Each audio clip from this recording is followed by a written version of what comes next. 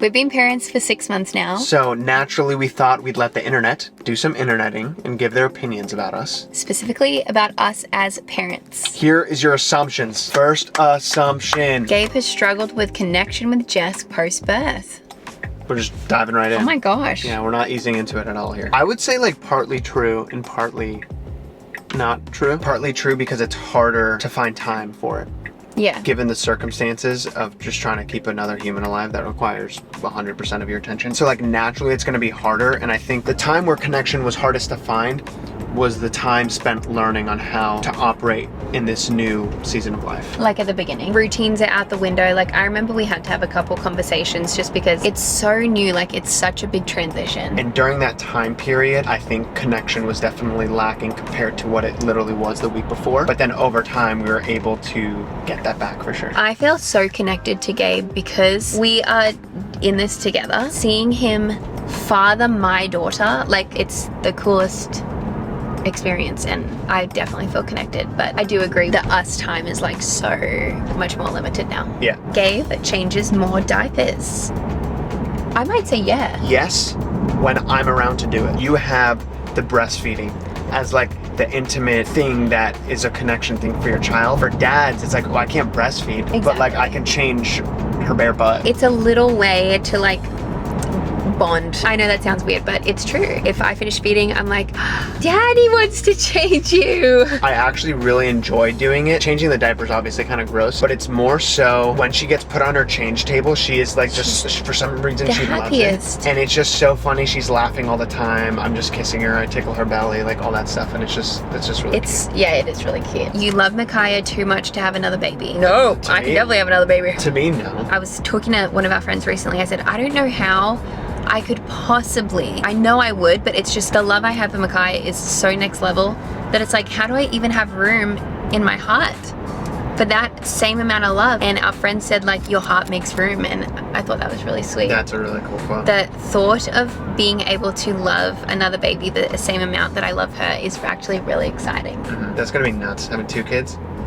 Whoop-dee-doo. Guys, we got more assumptions, but first, coffee. Aww. Haven't said that one in a while. Hey guys. How you doing? Hi. Good to see ya.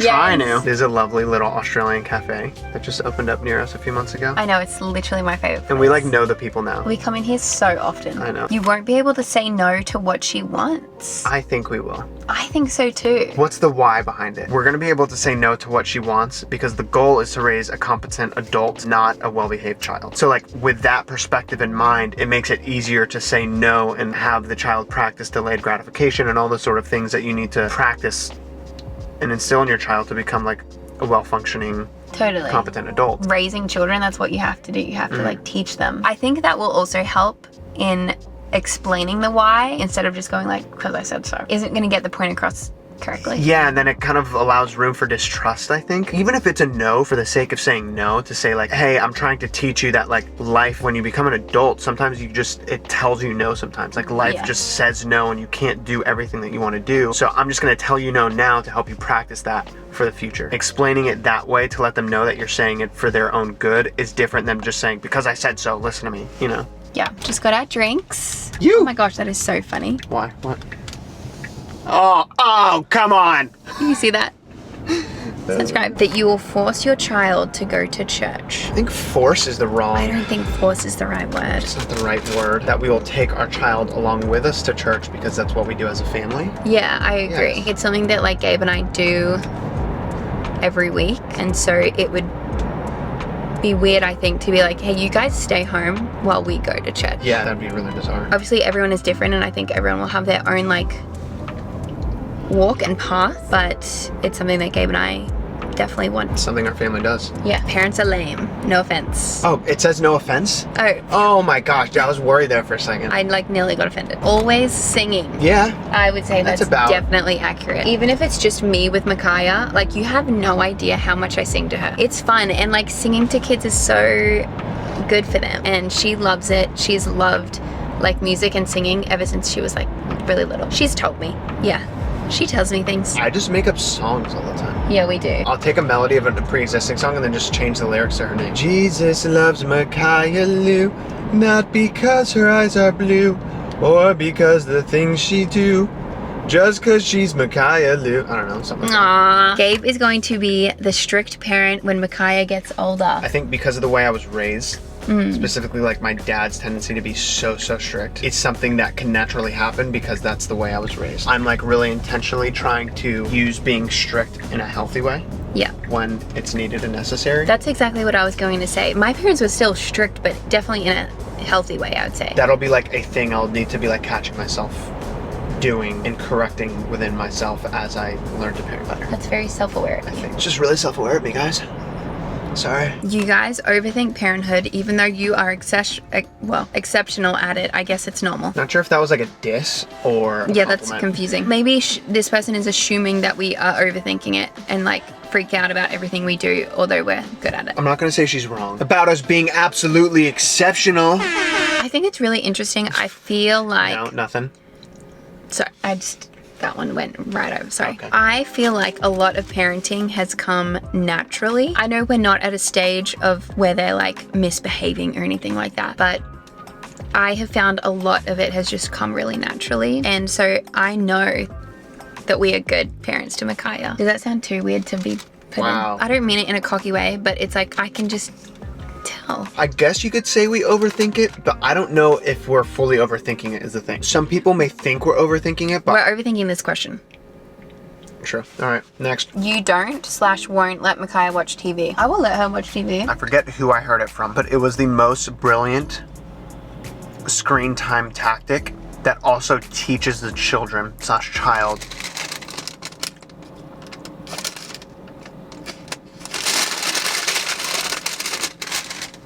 that also teaches the children/child, I guess, like time management skills. This guy and his wife allowed their kids, each one individually, had their own iPad. They put the chargers on at the beginning of the week, and then they had one full charge of their iPad throughout the whole entire week. Child could use it all up on one Sunday, or use it, dispersed throughout the week, and then Saturday they saw 50%, and then they just go ham on Saturday. But it like taught them time management skills. Now, with longer lasting battery life in devices nowadays, don't know how that's gonna work, because I feel like you could really utilize a full charge throughout a week. I don't want to be someone that's like, I'm never going to give my kids an iPad, and then like 2 years down the road they have an iPad. But I would love if we could just be a little old fashioned. You know what I thought about the other day is that I had to wait. I knew a specific time that Hannah Montana was on TV.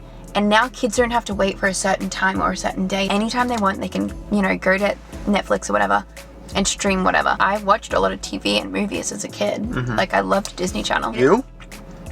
No. I learned to knit. I made videos, I did random stuff that I would just love to encourage them to do, things that aren't just watch TV on the weekend. It's kind of hot in here, honey. Yeah, because you're in here.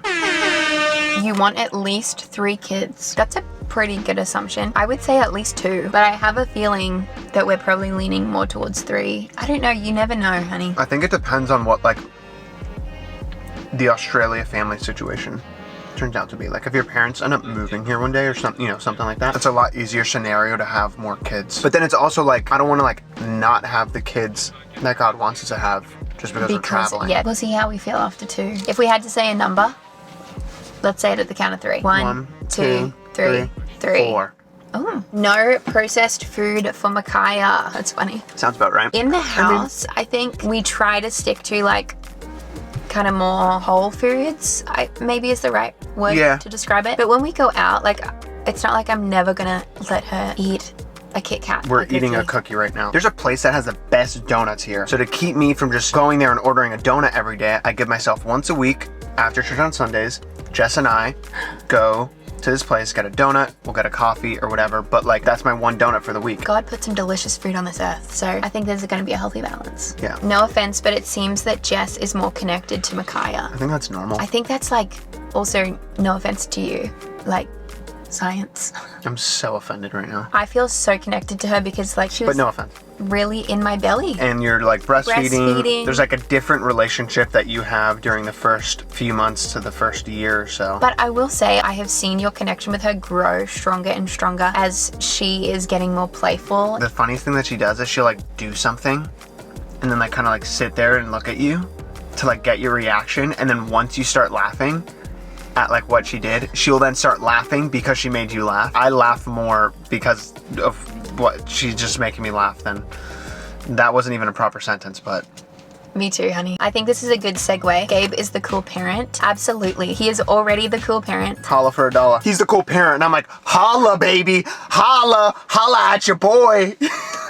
So cool. Y'all are planning to homeschool your daughter. Probably. Gabe had such a good experience with homeschool. I feel like you need to be in an environment where there's a lot of homeschoolers in your area, so you're not just like lone wolfing it and your kid is unsocialized. Where like I was in an environment where there was a lot of homeschool kids, so I was like always hanging out with friends and whatever, and like I was socialized. Here, there's also that. I already have friends of like new mums who want to homeschool, so I feel like we will Oh, have that community. together, yeah. Also, my brother's probably not watching this video, but I would make him play skills with me when I was young. I'd be like, let's have maths, and I'd like have this little printout, and so I'm like very excited to live that. A little homeschool room with a whiteboard. This is a cool parent right here. Oh yeah, see? Great. You guys will not argue in front of your kids. We don't necessarily argue a lot anyway. I think we will have disagreements in front of her that we can like show how we resolve them in a healthy manner. My parents didn't fight, like they weren't fighters either, but I definitely saw them disagree, and I think that's healthy. I also saw them be really, really lovey-dovey with each other, and so I think it's like really healthy for them to see that. I don't know the psychology around it fully, but I feel like if you don't like disagree at all in front of your kids, it's not giving them a full like truth of what a marriage relationship is gonna be. Oh, this last one's juicy. Seggy time is low now. Well, there's obviously a period of where it's gonna be really low right after birth. What is it? 6 to 8 weeks that you can't have sex? That you can't have sex? I think also you just need to remember, like at the very beginning, your priority is like learning how to keep this baby alive and just like learning this whole new world with your partner. And so I think there's always going to be ebbs and flows. Ours is definitely like an upward linear graph. Nice. Of being able to incorporate being more intimate with each other. She's finally sleeping through the night, so now there's time for us to just like be together without Makai there. I know, I think a lot of the time too is exactly that. It was just like you're with the baby all the time. Yeah. Anyway, I love you. I love you. These were pretty kind assumptions. Yeah. If you liked the juice in this video, you'll probably like the juice in this video. The one on Jess's face. Bye. See ya.